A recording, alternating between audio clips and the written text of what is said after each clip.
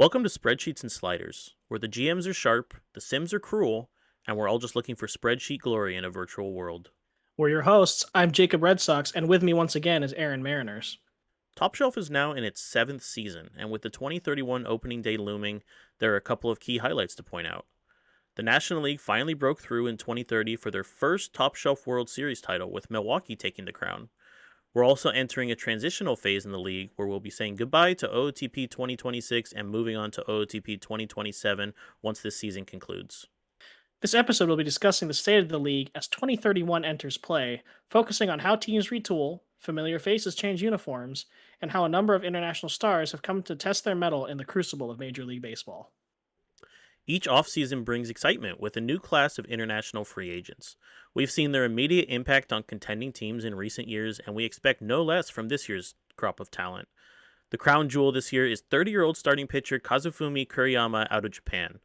He signed with Cleveland for 8 years, $405 million, and is expected to slot right in as their ace as they try to climb out of their unlucky streak to reach the playoffs.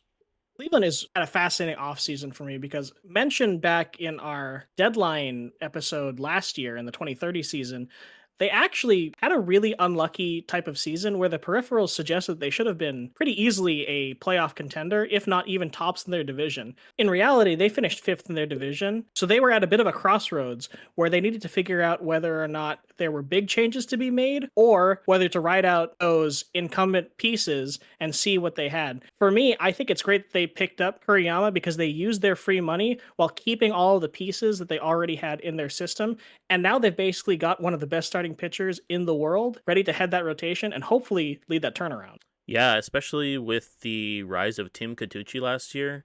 They got him from Milwaukee a few years back, and he was blossoming into a pretty promising young pitcher. Last year, he finally put together his first full year in the majors to the tune of a 4 WAR. He's becoming really popular with the clubhouse, really popular with the fan base, and so with that 1-2 punch at the top of the rotation, Cleveland should hopefully be competing right away. Another thing that I also want to highlight for Cleveland is a smaller move where they traded with Chicago for catcher Masato Chilcutt. And he actually is one of the best defensive catchers in all of baseball, but the bat has been, questionable is pretty generous, honestly. But an investment in a backup catcher or at least depth catcher of that type is really helpful when you're bringing on strong starting pitching because it means that they have the batter rapport and someone to help them out in that transition to Major League Baseball. Yeah, even in the minor leagues, Chilcutt was putting up an average of 10 framing runs saved a season, which is unbelievable compared to, what we've got on the majority of major league rosters. And Chilcutt, even if he doesn't have a lot of offensive contribution, is 24 years old. He's right around the same age as these star starting pitchers that are coming into the league. And especially with Cleveland's young rotation, we should hopefully be seeing them develop sooner rather than later, especially with Rody Mejia coming back for his third year in the rotation. I'm really excited to watch Cleveland this season because I personally was of the belief that they are not as bad as their record suggested. And for me, I wouldn't be very surprised at all to see them rocket right back up the standings with minimal changes other than the pickup of Kuriyama. Another team in the division that made a bunch of additions is Detroit. They went pretty hard in free agency this year, not signing any of the top guys, but signing four specifically, upper middle of the class additions with right fielder Jack Sawinski, Jacob Bresnahan, the pitcher, Kyle Bradish, starting pitcher, and Austin Wells, who last year had a great season for Minnesota and could try to parlay that into helping Detroit get back to the playoffs this year.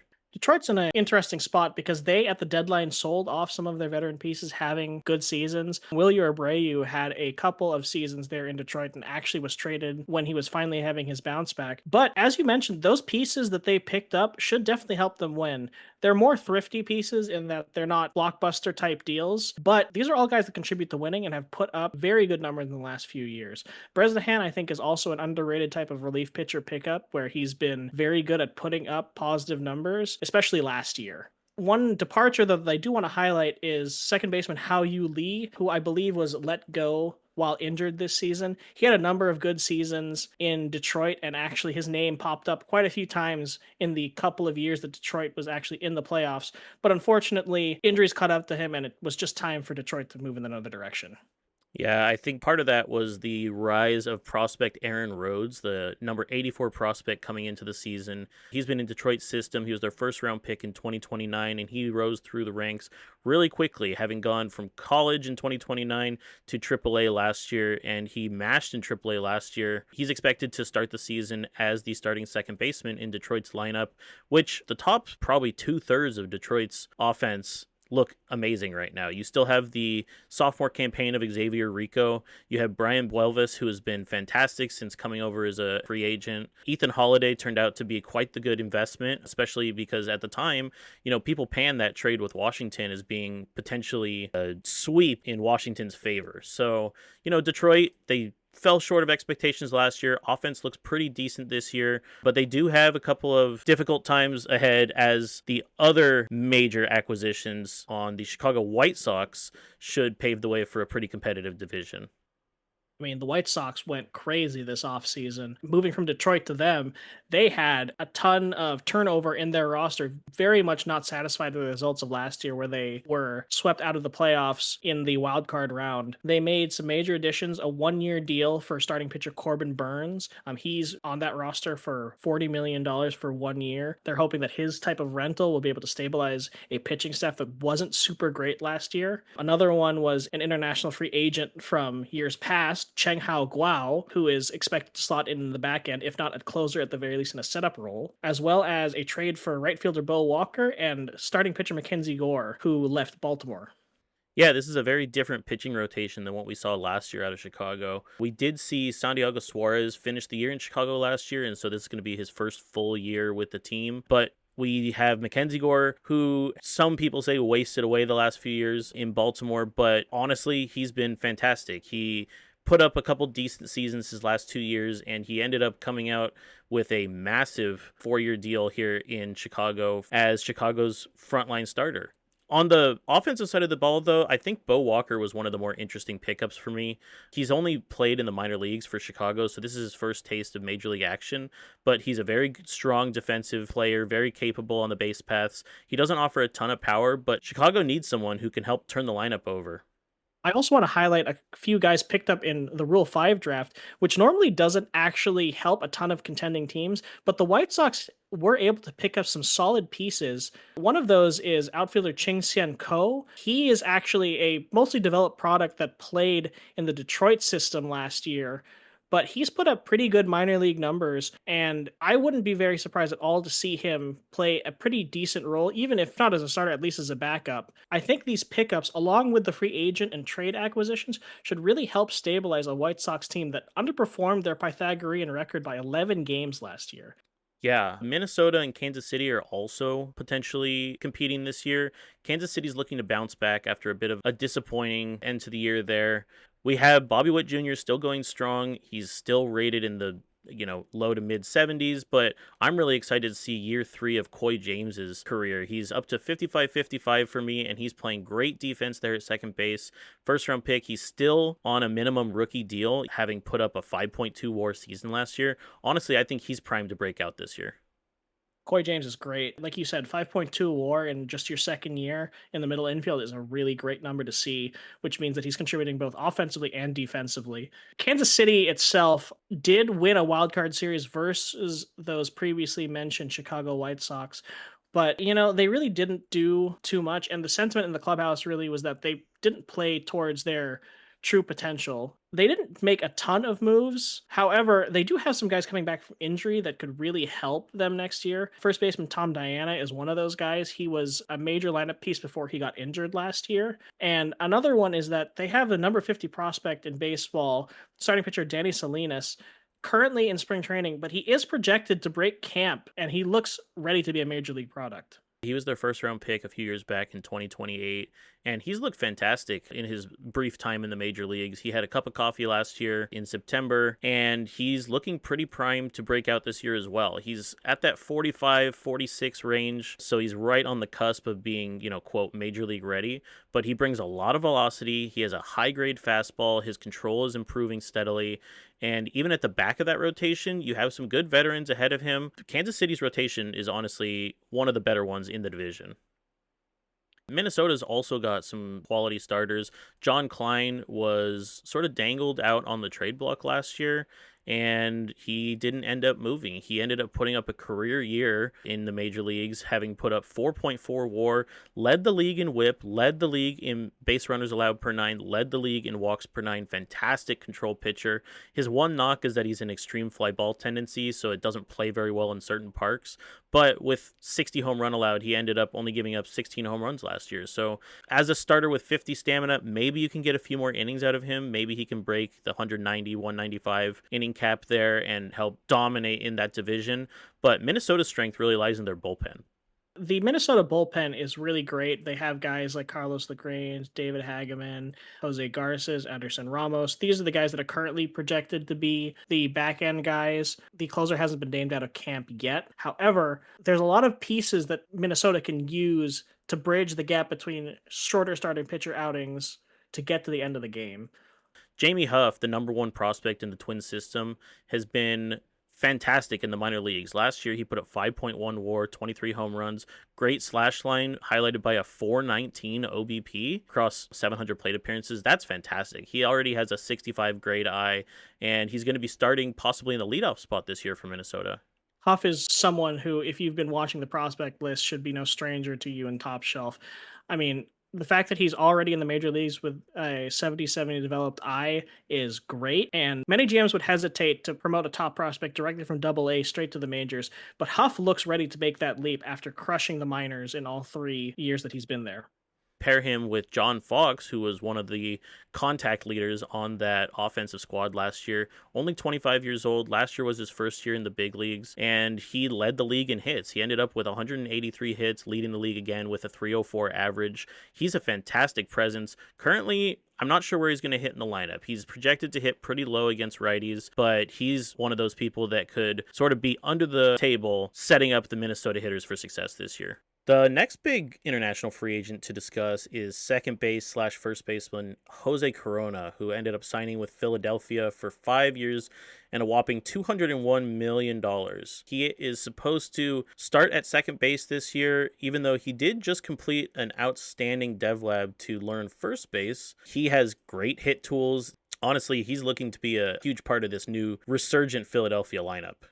Yeah, the signing of Corona actually was quite surprising to me because Philadelphia hasn't been a particularly competitive team in the last couple of years, but this definitely signals a change in that thinking, right? I mean, Corona has one of the more complete profiles that we've ever seen out of an international free agent. He doesn't really have a true weakness in his game as far as scouts can measure, but when you're out there and you've got a guy like that that can steady up a lineup, it's really going to help out the rest of the players. And in combination with hopefully a resurgent year from Fernando Tatis Jr., who had unfortunately his worst year as a major leaguer last year, if those two can get it going, that's a really solid offensive core for Philadelphia to start making noise in the East once again. Yeah, I mean, Philadelphia just extended their catcher long term. He's going to be around through his age 30 season, which, when you're the best catcher in the league, then that's the best thing you could hope for. Last year was actually a down year for Eduardo Tay. He only had 19 home runs. The year before, he had hit 42 with 28.7 batting runs, a 6.2 WAR. He was definitely in contention for that MVP voting the year before. And at age 24, he's definitely going to anchor this Phillies lineup.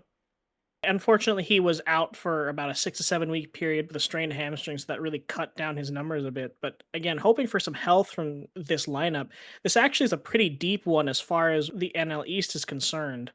One of the things, though, I do want to highlight that Philadelphia will need to address and watch as the season goes on is how that starting rotation shapes up going forward.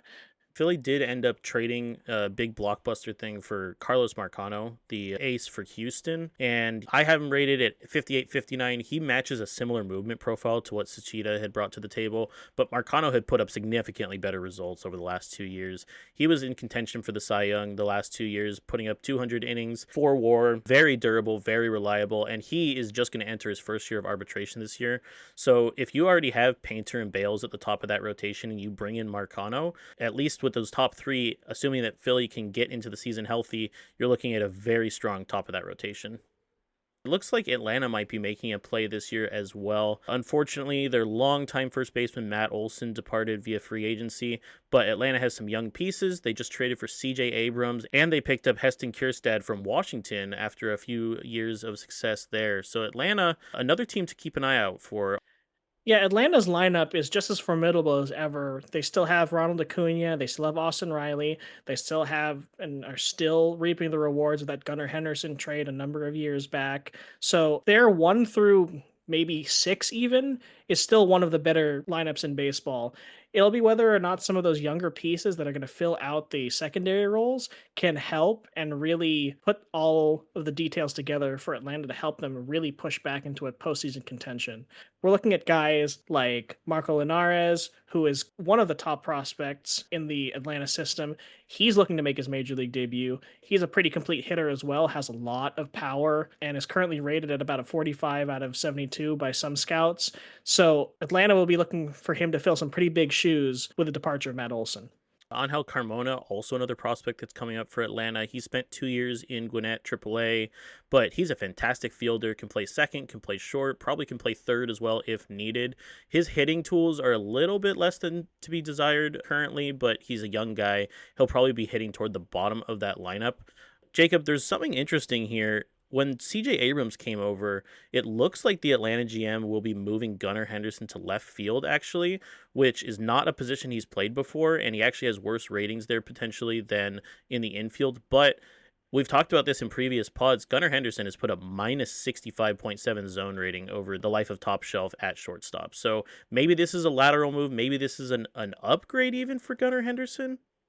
Yeah, I mean, I think that's really interesting. It remains to be seen whether or not he'll be able to flourish in left field, but I think the logic of it makes some sense.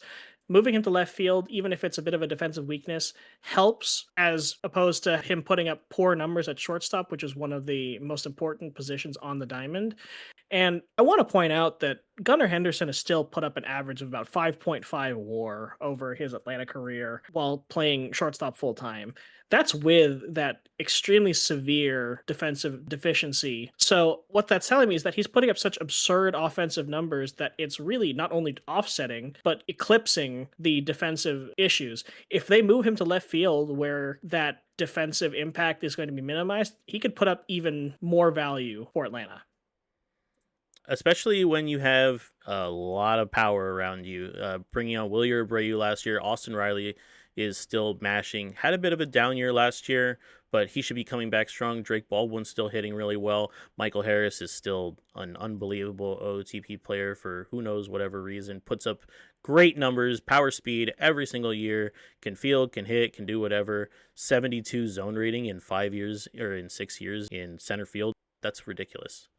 Yeah, Michael Harris has been consistently one of the best center fielders in all of baseball since the Top Shelf league opened, and it doesn't seem like that'll be changing anytime soon. Atlanta will really need to look at whether or not their pitching can keep up with this really strong lineup. Yeah, I mean, between Aristigueta, Schallenbach, and Riley Frey, you're looking at a pretty decent 1-2-3. It's not going to be up there next to Philly, but it's still pretty strong. If we're talking about starting rotations and, changes to starting rotations, let's look directly at Washington.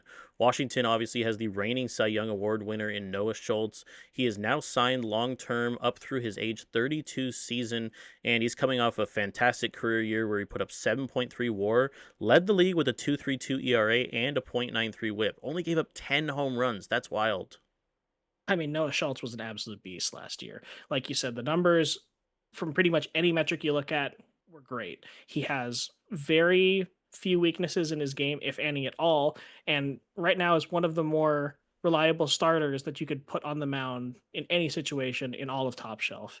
With the Washington rotation, as you mentioned, though, there is a little bit of turnover in the fact that a little guy named Tarek Skubal was actually traded away to Houston for some assets this offseason.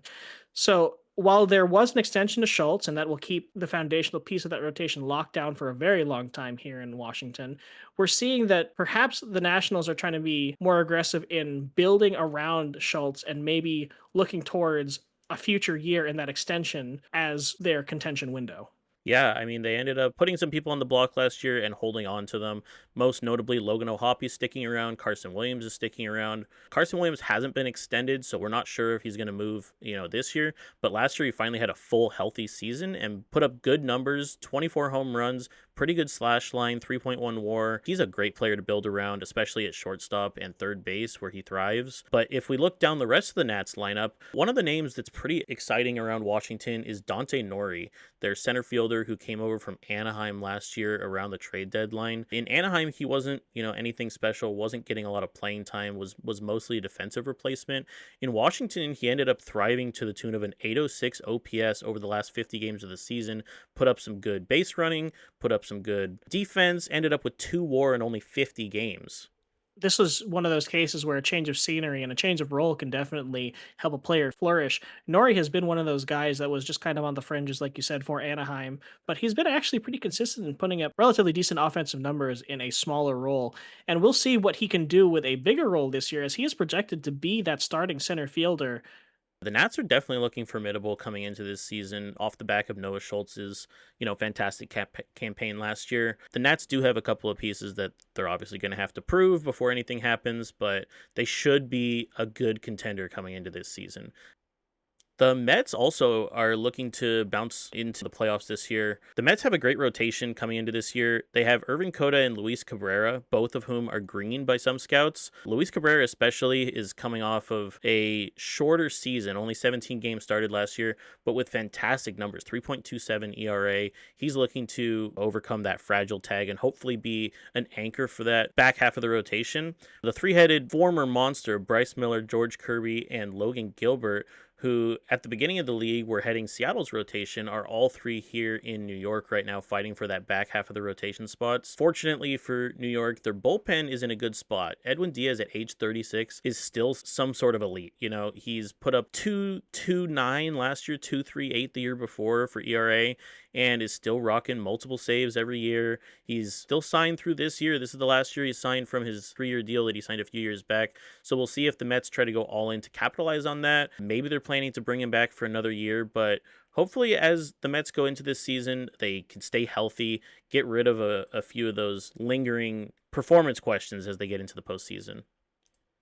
And another interesting strategy that I want to highlight with the Mets is that they're actually currently running a 6-man rotation in spring training. Now, that's not unusual for many teams in the spring. However, with so many starters on their roster that look like they may be capable of holding down a spot, I think that there is a chance that the Mets carry the 6-man into the regular season to help protect some of these pitchers that have had injuries that have ended their seasons early. Particularly one of their best starting pitchers in Luis Cabrera has had his season cut short at 17 starts and 107 innings for 2 straight years in a row. And he's a fragile player at this point. So having some protection for him in more rest might help stabilize this rotation and help them get all the way to October healthy.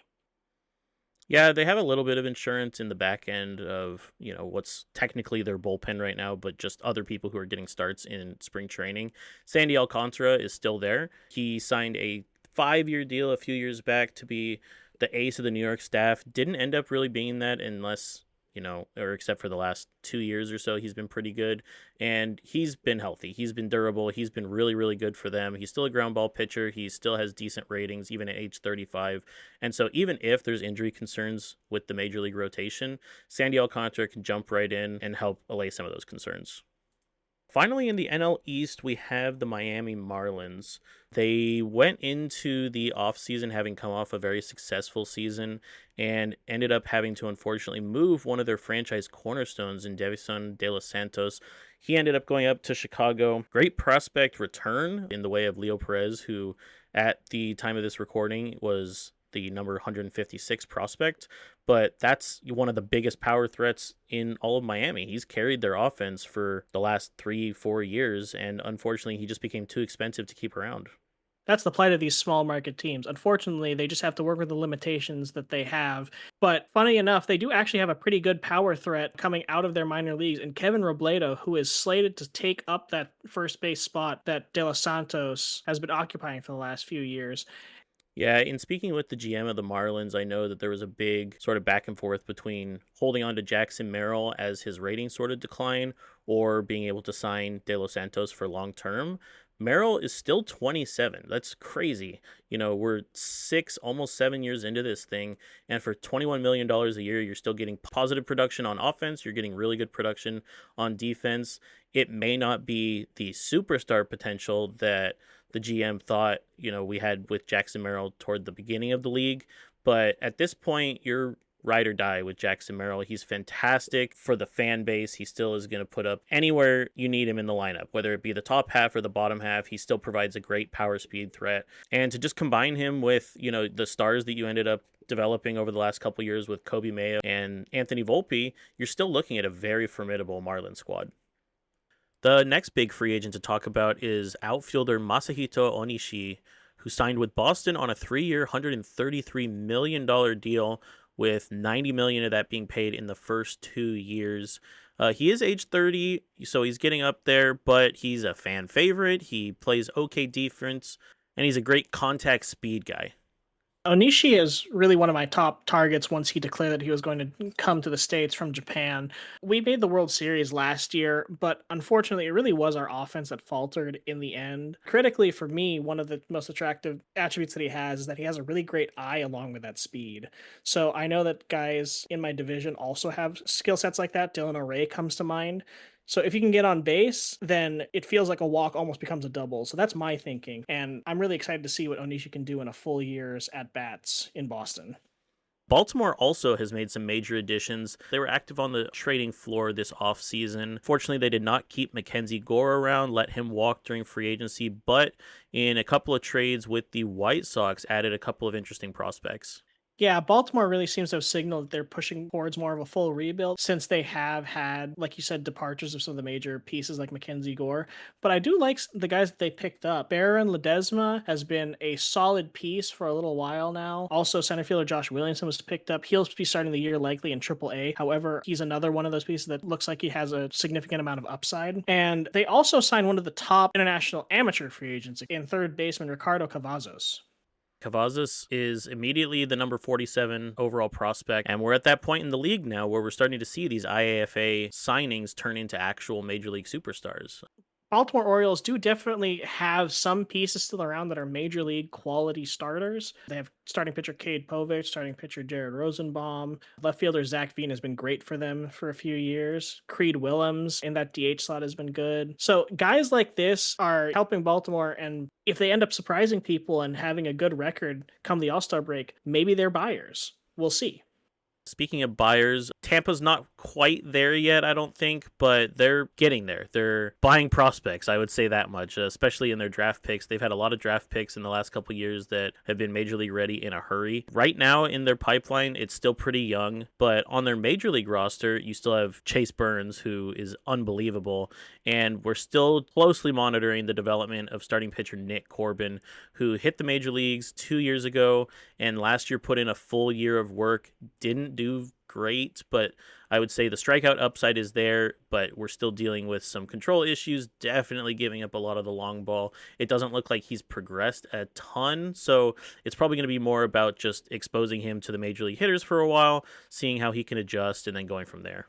One of the nice pickups for Tampa Bay this offseason was shortstop Vinny Navarro, another IAFA pickup. He came in immediately as the number 11 prospect in baseball via OSA, and he was a great pick. Yeah, he grades out as an 80 potential, and probably most, if not all, scouts, because he came in as the number, like you said, the number 11 overall prospect. Great traits, already can field pretty well. He's more of a power eye kind of guy, not a lot in the speed department, but at age 16, he has a lot of time to develop. There's no reason why we can't think that Vinny Navarro is the next great Ray going into the next era of Rays baseball. One more thing I want to highlight before we move on with Tampa is that one of the more interesting prospects in baseball is starting pitcher Juan Valera actually just got his first taste of spring training action this year and actually had a little bit of time in the majors last year with a cup of coffee. Now, we're not sure whether or not he's going to make the opening day roster, but he has one of the most interesting profiles in baseball as being a guy that is big on the strikeout stuff, but actually tends to allow a fairly high pitcher's batting average. I've never seen someone with this profile before, and people commented on it at the time too when he was, brought up as a trade piece, but he has good ratings all the way around except for that PBABIP. You have 25-25 by my scout, which, that's bizarre. It's something that you normally see in players that you're cutting from your lowest level minor leagues. So it's funny in a way that he made it to the majors because it seems like one of those defy all odds cases. But honestly, he has some control. He has decent movement profile, and he has 4 developed pitches. Like, if Tampa wants to give him some run this year, I don't see why not. Moving on to the Yankees here, New York made a couple of nice additions by bringing back Jason Dominguez, a long-term deal, 5 years, $168 million after he spent the second half of last year in San Diego, helping them get through the playoffs. It's only as recent as 2 years ago that he had a 48 home run campaign where he led the league in slugging, OPS, runs, home runs, RBI, and isolated power, which is unbelievable. Last year, he sort of fell off a bit, and that's probably why he ended up being a trade candidate. But I see no reason why Jason Dominguez can't come in and immediately boost that lineup. On the pitching side, one of the big pickups they also made was one of my favorite pitchers that I've been watching for a very long time in Top Shelf, in Manuel Mercedes. Manuel Mercedes has been more successful as a reliever last year, San Francisco, but his ratings and his extreme ground ball profile, I think, will really play well in Yankee Stadium. Fortunately for the Yankees, even though they do have a couple of contracts on the books still, they will be freeing up a lot of money coming after this year. They have $38 million available, but Andres Jimenez will be coming off the books. The retention on Aaron Judge comes off the books. Pablo Lopez, Dylan Cruz, Javier Sanoja, just kind of goes down the list. There's a couple others here, and the Yankees are going to cut their payroll by almost $60 million if all of these go through, which means that, as we talked about at the beginning of the pod with the international free agents, hopefully the Yankees can sort of get into the pot next year and play for one of these big names. I think if they were to focus on one position, starting pitcher would probably be a good place to start. They're also missing a little bit of infield production. There's an international free agent that pops in the infield, even at a lower skill level defensively. It might still be worth developing, especially if they're in that like 24 to 28 age range, just because the Yankees have the money to surround them with talent and to lock them down long term. Finally, in the AL East, we have Toronto to talk about. They really didn't do too much this offseason. They do have a couple of young studs that are going to be in the bigs this year. Most notably in their rotation, they have Kyle Johnson, who got a cup of coffee in September last year and is still a top 100 prospect. He was their first round pick in 2026 and finally made his way through the minor leagues, ending up in the majors at the end of last year. He's been progressing steadily over the last year and change, really sort of making a push to get into the big leagues. He's going to add a nice lefty presence at the back to give a little 1-2 punch with Ricky Tiedemann, who's still providing very consistent starting pitching. Toronto's actually going to get some pieces back, too, that were out for a significant chunk of last year. Eric Reiselman was unfortunately injured for a significant portion of the year, only pitched in 33 games as their primary closer over the last 3 years. So him coming back will help anchor down the end of games for Toronto. And, they still have much of the same pieces that have put them in the playoffs only a couple of years back. Yeah, I do like the lineup construction that Toronto GM typically goes with, where you have a really high OBP speed guy at the top and then follow him up immediately with a strong gap power hitter. Robert Moore led the league in doubles last year with 45, which is tremendous. He has a little bit of pop on his own, has some speed, can definitely play defense. He was a fantastic trade acquisition from Philadelphia at the beginning of the league, and he's a great two-hole hitter. I know that nowadays teams can opt for like a Cal Raleigh in the two-hole approach or a Santander in the two-hole approach, where you just want to put a power bat there to get your best hitters the highest number of at-bats. You think of someone like Aaron Judge being in that two-hole, like I said before, Cal Raleigh, Mike Trout, those types. But honestly, I really like this Robert Moore. I still have him rising in skills as the years progress. I think he's a good, keystone in that lineup.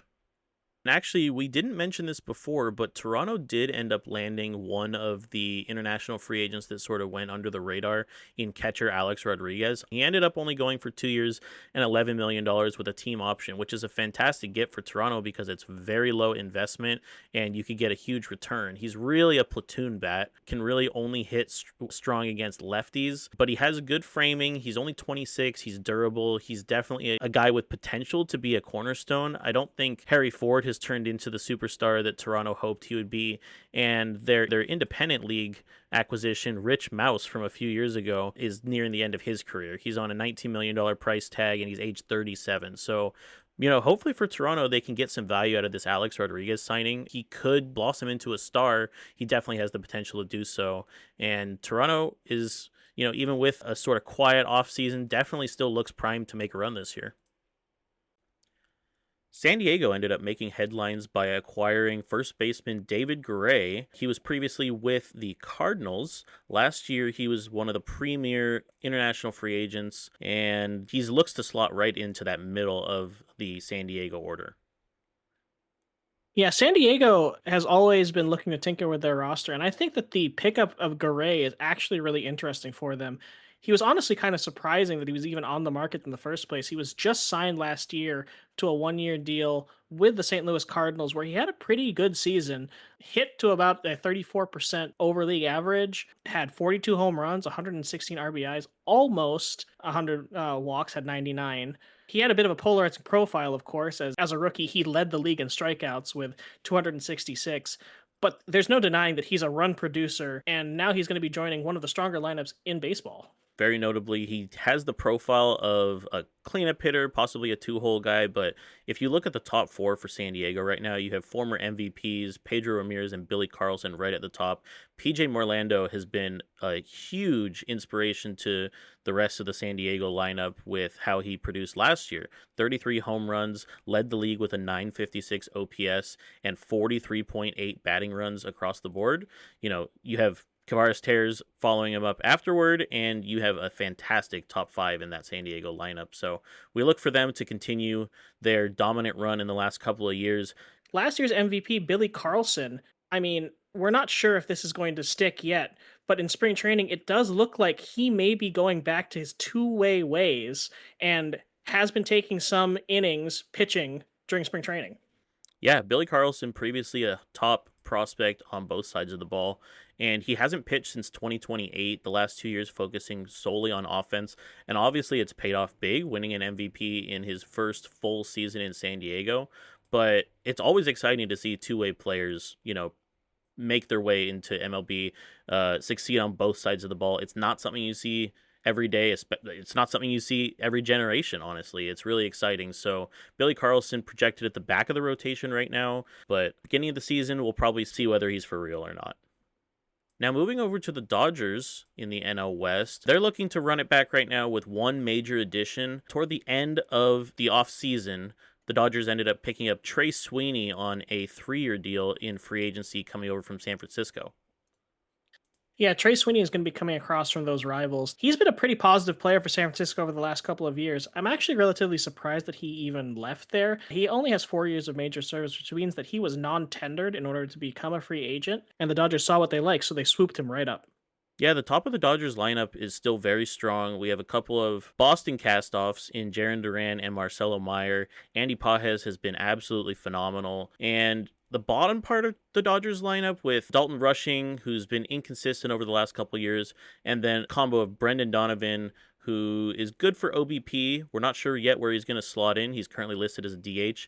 And notably, a shortstop prospect coming up for the Dodgers, Bobby Belts, their third-round pick in 2027. Last year, he spent the whole year in AAA and put up some pretty strong numbers. And he's not the best defensive player, but the Dodgers do desperately need a shortstop who can come in and play right away, and he should be able to fill that role. The Dodgers already have a strong rotation to sort of build off of with these young hitters. You have Roki Sasaki, still one of the premier talents in the league. Yoshinobu Yamamoto is still right there with a sub-4 ERA the last 6 years. Reynaldo Lopez at age 37, we're hoping to see a full healthy season out of him because he hasn't gotten a full complement of starts over the last 2 years. But if you have those three right there and you follow it up with, even though he's aging, Garrett Crochet, who still has some nasty stuff, then you're looking at a pretty potent top of that rotation there. Over to Arizona now, we know that their GM just made a splashy move in acquiring a reliever to help shore up their bullpen. And Arizona's kind of interesting. They've acquired some pieces over the last few years to help make contending runs, but they've fallen short, and hopefully this year they're going to pivot into a new direction. AJ Gracia is in his second year with the team. Corbin Carroll is on his last year with the team, so there might be a bit of a transitionary phase between the young outfield prospects that Arizona will be calling up and the aging veterans heading out. Arizona's top prospect over the last few years has been left fielder Zach Green, and he's at 48-80 right now for some scouts. Only 22 years old. He was the number 42 prospect coming into this recording. And he, with his cup of coffee last year in Arizona, still put up a 276 batting average. This year, it looks like he will be starting the year in the majors in the starting lineup for against both hands. And that's pretty big. Yeah, Green is one of the best prospects in baseball, and we'll see if he can carry over that success. His stint in the majors was so abbreviated that it's hard to draw too many conclusions about his game. And that young offense is at least going to be able to support what should be a pretty decent pitching core. They didn't perform super well as a unit overall, but there are definitely bright spots in here. Jacob Steinmetz is still a very, very good starting pitcher. Unfortunately, had another injury last year that limited him to only 82 innings after pitching 208 the year before. At 27 years old, being wrecked is not a great sign, but the talent is undeniably there. At the back end of the bullpen, they also still have Justin Martinez, who is just going as strong as ever. Again, also was injured last year, thankfully not as prone to future injury in theory, but Arizona is looking for more healthy seasons from their pitching staff if they want to make any sort of noise, whether it's now or in the future. I think one of the players that they really going to have to watch as well is Corbin Carroll, because I'm pretty sure that he's going to be kind of the key to deciding which way this Arizona Diamondbacks team is going to go. As you mentioned, he's in his last year, and that means that Arizona's at a crossroads about what to do with a veteran player like him. Still obviously very good, but being in his last year of the deal, they have to decide whether or not they want to keep him around for the long haul and use him as a franchise piece for the next level of contention, or perhaps he would be one of the most attractive trade targets in the 2031 deadline if he were to be made available. Arizona does have strong contenders to go up against, though. Let's start with the Giants. Yeah, San Francisco last year was one of the surprises, at least to me, where they performed so well after having been fourth for 2 straight years. They actually finished first in the NL West on the back of a number of great performances all across their roster. Interestingly, though, there is a fair amount of turnover after that successful season. They actually let go of a couple of key pieces that I thought would be sticking around, particularly Bryce Eldridge, who hit a ton of home runs for them and was hitting very well in Oracle, as well as guys like Trey Sweeney. Trey Sweeney going down south to the Dodgers. And we've mentioned it already, but Manuel Mercedes leaving San Francisco, that's a pretty big one. When San Francisco went into the offseason, I didn't think that starting pitching was going to be one of their focuses just because they have Ty Horn and Cade Vernon at the top of that rotation. And Hunter Green put in 180 innings for them last year, and he's, in the middle of a long deal. But they went out and got Tanner Bybee to fill a back-end spot in that rotation, only on a one-year deal, but I think it pushes Hunter Green into a closer role. It looks like they'll be trying Hunter Green out in the bullpen this year, which is a great fit for him, honestly. Even as an extreme fly ball pitcher, he has insanely good stuff. And in Oracle, extreme fly ball is going to play fine. On the offensive side of the ball, that's actually where San Francisco made most of its additions and where it's going to be looking for some changes. They picked up DH first baseman Yordan Alvarez in free agency. They picked up shortstop Joey Ortiz to help fill some of that middle infield role that Trey Sweeney and Nate Furman were previously filling. And one of their prospects that a lot of people in Top Shelf have been looking at, Nate Barrier, the Nate Barrier Reef, as they call him, is actually ready to come up and contribute in a long-term role. He had a cup of coffee last year in the majors, played 45 games, and hit at about a league average rate. But by all metrics in the eye test, he looks ready to take that next step in the majors. Yeah, ever since he entered the league from college, he's put up a OPS plus over 100 in every minor league stop. Now, unfortunately, when you have a top prospect like this, especially a first-round pick, you don't want them coming into the majors with a fragile tag. And last year, he missed significant time, 2-3 months with chronic back soreness, which is definitely not good for a player that's going to be playing in the field and trying to cover ground in the outfield every single day. So Nate Barrier, maybe he does contribute enough on offense where you can put him in a DH role or something, but probably not this year, just because you have Yordan Alvarez coming in, who has injury concerns of his own. You had him in Boston briefly last year, but before that trade, Yordan was fantastic in Anaheim, and we know how much of a difference he can make to an already strong San Francisco hitting lineup. Finally, in the NL West, we move to Colorado, where Coors Field is going to be missing that departure of Kevin Alcantara. He was non-tendered and ended up in Arizona, but unfortunately that means that the Rockies have some holes to fill.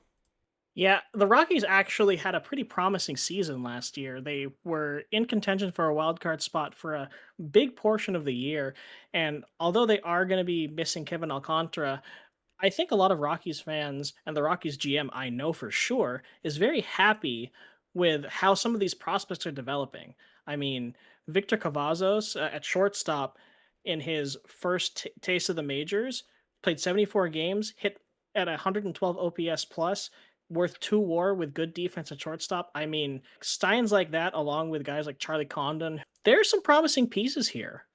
One of the ones I'm most excited about is Carson Capraro, the Colorado first round draft pick last year out of the University of South Carolina. He has 60 catcher framing, which is fantastic for a first round pick. And the fact that he might break camp with the Rockies this year just goes to show exactly how promising his career could turn out. I mean, he last year he only played up until Double A, and he only had 7 games in Double A, so he's really unseasoned when it comes to this higher level play. But as it stands right now, he's slotted in as that starting catcher. Now, the outfield for Colorado, as we were mentioning, is going to be a little bit, lacking without Kevin Alcantara. But Robbie Bell and Mike Gardner both being able to contribute this year means that Colorado is going to be getting more and more contributions out of these young outfielders. Gardner was playing as high as Double A last year, and he can play decent defense in the outfield. Robbie Bell, on the other hand, is going to be a stud in Colorado. He already has shown throughout his whole duration in the minors and even his cup of coffee in Colorado last year that his power is real, his defense is real, he's very fast on the base paths, he has great traits, and he's only 21, which is crazy. He was the third overall pick in 2028, and I know that the GM just really wanted to make sure that he developed not soon, but accurately. You want these top prospects to not get ruined by getting promoted too soon or anything. But Robbie Bell's still sitting for me at a 78 potential, 45 overall. He does still have a little ways to go with those power ratings, but honestly, he's going to play really well in Coors this year. I think so too.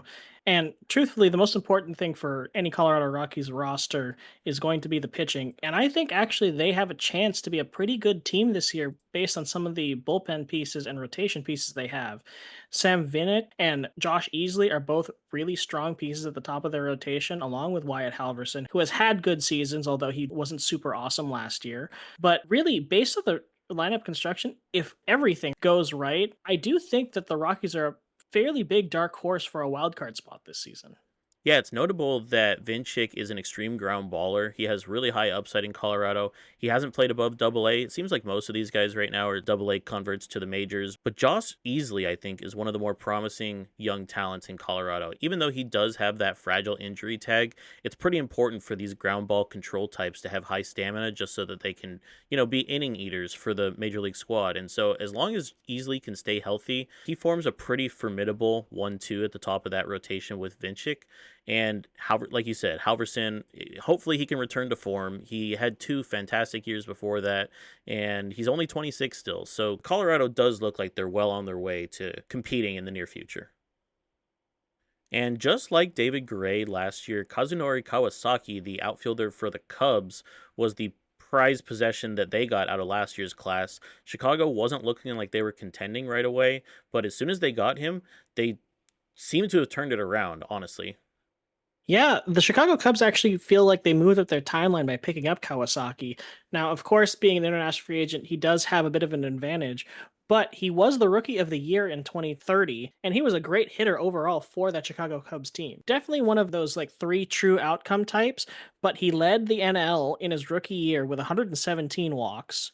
He hit 41 home runs, had 100 RBI, 91 runs with an 858 OPS. I mean, it's really hard to complain about that level of production, and he's a switch hitter. And his addition to that lineup, along with the continued excellence of some of the other pieces that Chicago had been developing, really pushed towards that turnaround. But another pickup that was really great for them this last offseason was Devison De Los Santos. He was a star first baseman for the Miami Marlins for a number of years, and he's been traded and will slot in immediately at that first base slot. Yeah, he signed a huge extension as soon as he was traded over to the Cubs. Only 27 years old, and he's averaging 38, 39 home runs a season for the last few years. Huge, huge power threat.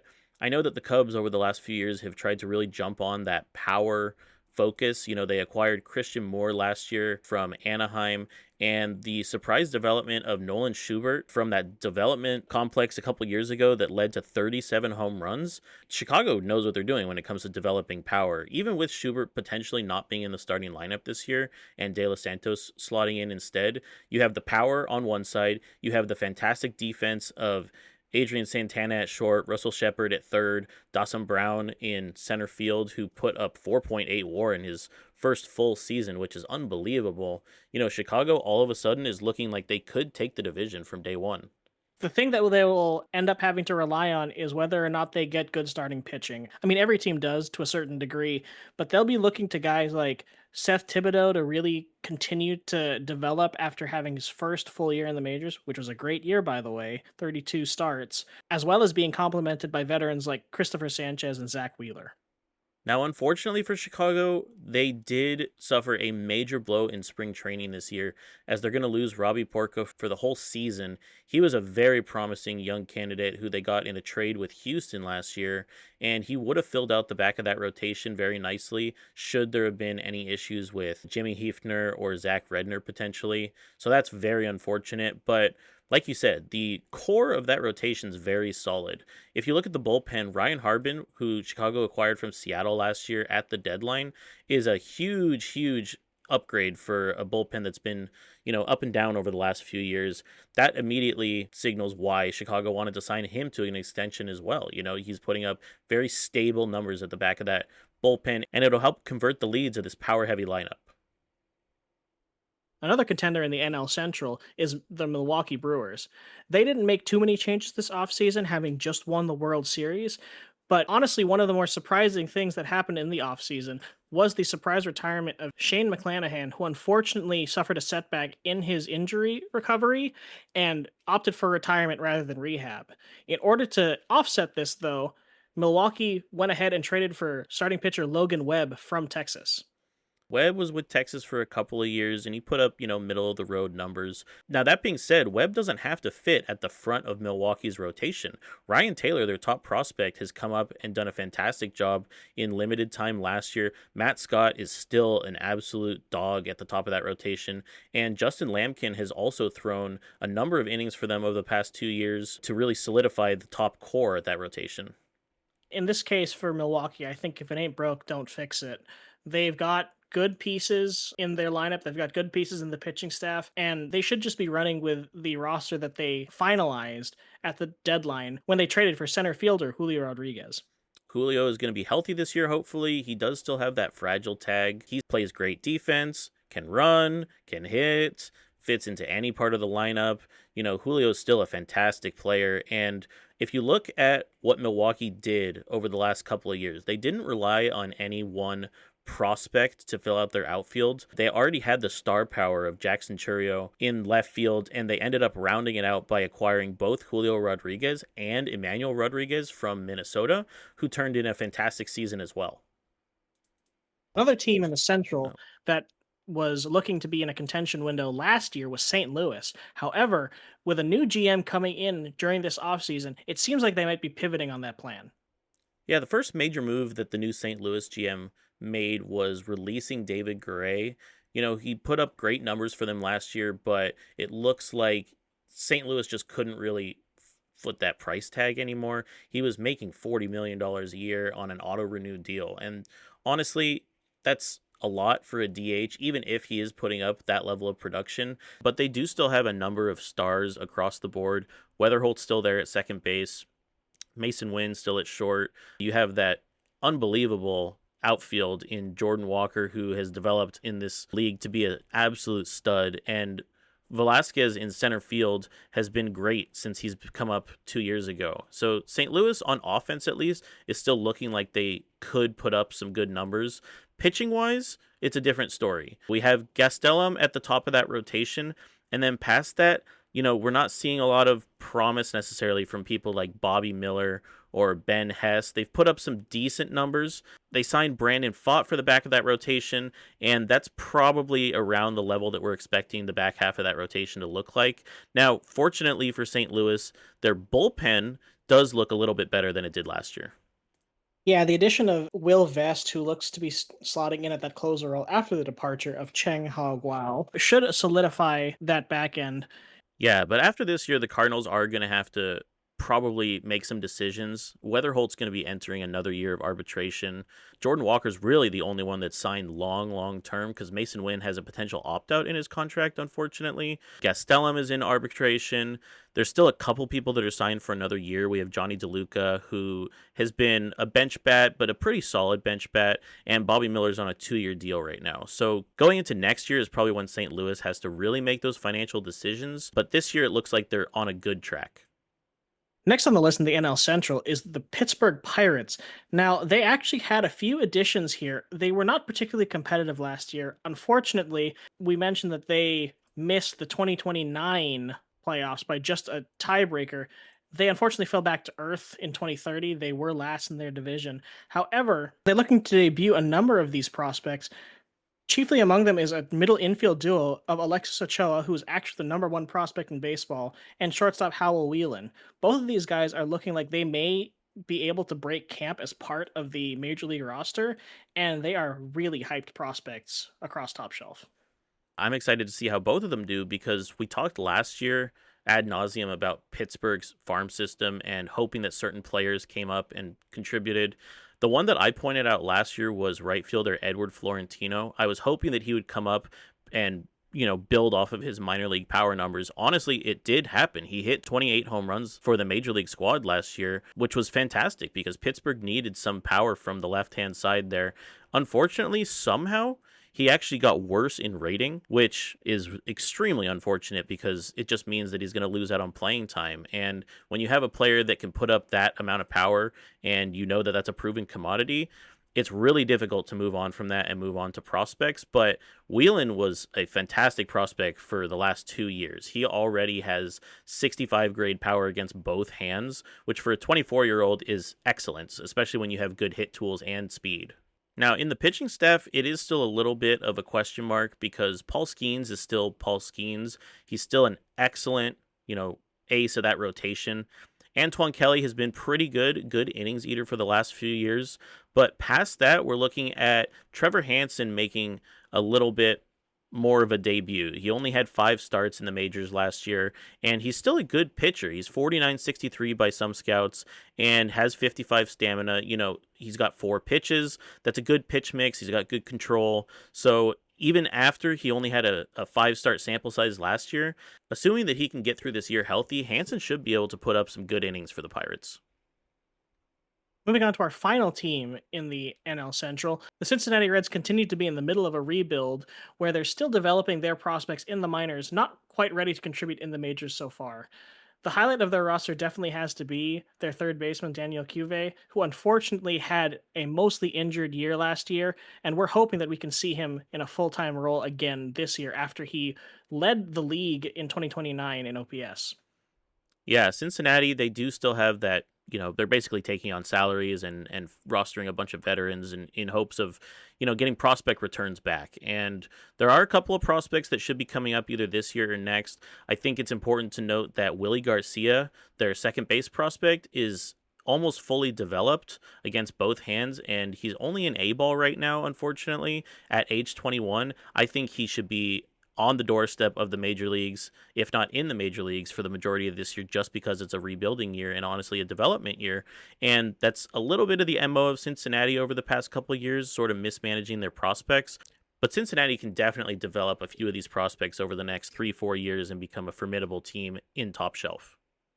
We'll have to see what kind of changes the new GM who just joined at the beginning of this season, actually even after the offseason, will bring for us. Moving on to our final division, we have the AL West, and we're going to start with the Seattle Mariners, who looked to make a huge pivot last year from their contending ways into a rebuild. Unfortunately, Seattle, we didn't really do it. We tried for a few years, couldn't really get over the hump. We finally won a playoff series in that last year of contention before things sort of fell apart. Fortunately, we were able to offload a pretty good chunk of the payroll. And the only major additions to speak of for Seattle are from the Rule 5 draft. I got starting pitcher Jose Davila, reliever Cassius Thomas, and second baseman Carter Smith from the Blue Jays, who used to be one of my top prospects before I traded him away. He's sort of a middling guy now, but he plays good defense, and I'm honestly just hoping to fill some holes here and there and use this year as a development year. And moving from one rebuilding roster into another that's in the middle of their rebuild, we have Houston. Now, they've actually made a few changes this offseason with that young roster. In addition to letting those young guys play, they've actually made a couple of additions and subtractions. Most notably in the rotation, Houston dealt Carlos Marcano to Philadelphia, which was honestly pretty surprising. I don't know exactly what the thought was behind that, and no one knows except for Houston, but in a way to balance it out, they did bring on Tarek Skubal to fill a void sort of at the middle back end of that rotation. He's still really good at where he's at in his career, but it is more of an albatross contract that Houston GM is taking on. You're kind of hoping to get what you can get out of a fragile Skubal at this point, but that honestly shouldn't hinder the rotation that much. Georgie Larson is still developing as quickly as anyone. Talon Haley is now in year 4 of what's been a fantastic young career. And Houston's first overall pick from last year, Hector Mancia, is probably going to start the year in the rotation. He played 19 games in Double-A last year after being drafted out of the University of Florida, and he's got a fantastic arsenal, good control already. He's a ground ball pitcher, and he adds a nice arm to go right there alongside Georgie Larson at the top of that rotation.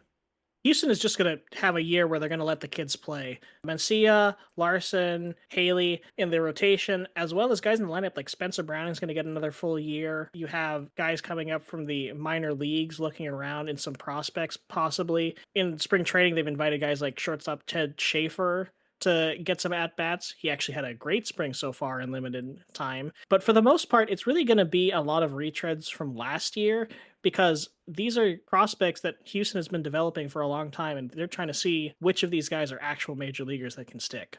A few years ago, we sent Andy Bagwell over to Houston in exchange for Bryce Matthews, and that has turned out completely in Houston's favor. Bryce Matthews ended up not doing much for me in the major leagues, and Andy Bagwell has turned into a pretty significant piece of that starting lineup for Houston at age 22 as their starting first baseman right now, and he should still contribute in a meaningful way in that middle to bottom third of the Houston lineup. We're really just watching a successful rebuild, in my opinion, because they're doing it the right way. They're taking on contracts in order to amass assets. They've picked very high in the last few drafts without outright putting players on the roster that don't belong there. They're watching their youth basically learn on the fly, and I wouldn't be surprised within the next couple of years if Houston is suddenly a force. Now, this year, I don't think that they quite have enough in the tank in terms of development yet to really challenge in a super tough division like the AL West, but they're well on their way. Yeah, and Houston made a pretty important signing that isn't something that we normally talk about in signing a team trainer with legendary arm injury prevention, which ties right into this focus on the young starting pitching that Houston's been getting with the last, few first round picks. Now, a team that's sort of in the middle, sort of coming out of their rebuild, is Las Vegas. They have made a couple of great additions in bringing on first baseman Kyle Manzardo. He's probably going to slot into that DH role, but last year he had a huge walk year for San Diego, hitting 36 home runs on his way to an 853 OPS. Yeah, Vegas seems to be turning the corner into more of a contention window as they've also added right fielder Kyle Tucker from a trade with San Diego. They've let a few pieces go, but with the young lineup pieces coming in to fill those spots, I think that they're feeling pretty good. Now, we know from conversations with the Athletics GM, they are going to be looking to get some of their prospects up in the majors by May. Specifically, we're looking at pieces in the infield. But until then, we're looking at a lineup that is full of young promise. One of the ones that I want to shout out as well is an R5 pick out of Cincinnati, Malachi Washington, who was looking to break camp in the majors in that organization, but currently slotted as the starting center fielder and leadoff man in Vegas. I know that when a number of GMs were going through the Rule 5 pool this year, Malachi Washington was at the top of a lot of teams' boards. He has been full green in his development for the last year, year and a half, 2 years, and he's now up, at least by my scout, to 45-53 as a true center fielder, which isn't something that you can find in the Rule 5 every day. You know, he still can hit. He's extremely fast. He has great defense, and he's only 22. You don't really find a lot of people in the R5 that can both start in the majors on day one and still have a lot of development to go. That's usually the type of player that people protect and put on their 40 man, and it happens year in, year out. So it was a huge surprise to see that Malachi Washington wasn't protected by Cincinnati, but good on Las Vegas to pick him right away because they needed someone to slot in at center field. And as you mentioned, being a true center fielder does really help prevent runs, as they have a couple of nice pieces in the starting rotation as well that they're looking to take the next step. I mean, you had 209 innings last year from Marco Solis, who was a prospect graduate into the majors last year. He's going to be in his second full year now after having parts of 2 seasons before, and he led the league last year, the AL, in strikeouts. So it's really hard to argue with that level of results. And as well as him at the top of that rotation, you have lefty Wei-En Lin, who will be out for the first week of the season, but should return shortly in the first or second week of April. And he was also a nice steadying force in that rotation, pitching almost 200 innings and 33 starts.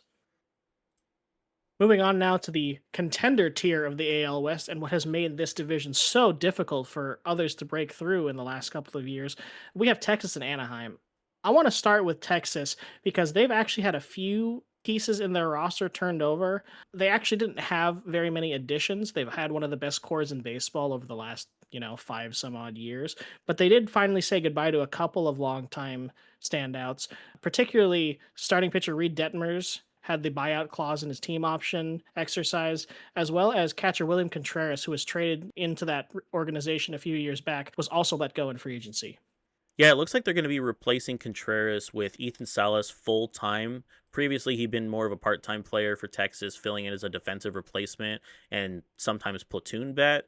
But it's honestly not bad to have a catcher of his, defensive acumen starting every single day, especially when you have the rotation that Texas does. I'm still jealous of when Texas acquired Tyler Bremner, the starting pitcher from the Cubs, because he's only 26 years old and he's put up 3 completely solid years in Texas. He's got 2 rings to show for it. And even with that fragile injury tag, he's only in his second year of arbitration and he's expected to make $10 million this next offseason. He's possibly an extension candidate, but he's just been at the front of that rotation, putting up great numbers for the last few years. Texas has been able to hit gold with the trades that they've made, especially on young guys like Bremner, like you mentioned. Going further back, you have guys like Mikey Romero, Franklin Arias, and that's helped keep the Rangers sustainable as they've gone on in the years. Now, they've actually got ahead and extended a couple of key pieces in general in shortstop Ezekiel Tovar, who has just been fantastic since coming over to Texas, as well as starting pitcher Alejandro Rosario, who's also been another mainstay in that rotation over the last few years. Yeah, that extension for Tovar is pretty big just because it's at a premier position. Tovar's been putting in work in terms of defensive value over the last 7 years, and he's in contention for an MVP vote every single year. It's crazy, honestly, that he hasn't come closer than he has. He has multiple gold gloves, multiple all-star bids, and 2 titles, and he's going to be signed for 7 more years at a tag of about 36.5 a year, which is expensive, but if you look at what you would find for a replacement level player, you're not going to find anyone to replace that level of production on both sides of the ball. Merrick Houston, the first round pick that Texas had in the 2025 draft, was probably supposed to fill that void if Tovar didn't pan out the way he did. But fortunately, they haven't had to rely so much on those draft picks because of the production of these trades that Texas made early on in the league. Now, Texas's young stud from last year, Josh Springer, had a great defensive year at first base. He picked up the Rookie of the Year award, an All-Star nod, and the Silver Slugger at the position. This year, he will appear to be moving over to third base as Corey Seager actually moves across the diamond to cover first base as his age sort of declines his range as well. Josh Springer, 44 home runs last year, 36 in the minors before that, and he's just shooting straight upward. He's still on a minimum deal for 2 more years. Is he going to win the MVP this year? I mean, he's as good a candidate as any This last year, he led the American League in OPS. He led the American League in slugging, and he hit 44 home runs with 106 RBIs while basically completing the trifecta of good average, good OBP, good slugging. If he at all is able to build on that, let alone maintain it, he's definitely a contender for that title. The other major extensions in the AL West come from Anaheim, who signed their starting pitcher Will Sanders to another 7-year deal. And Andres Munoz, having exercised his opt out, is going to be signed to another 4 years as an extension, which puts Anaheim in another extended contention window as well.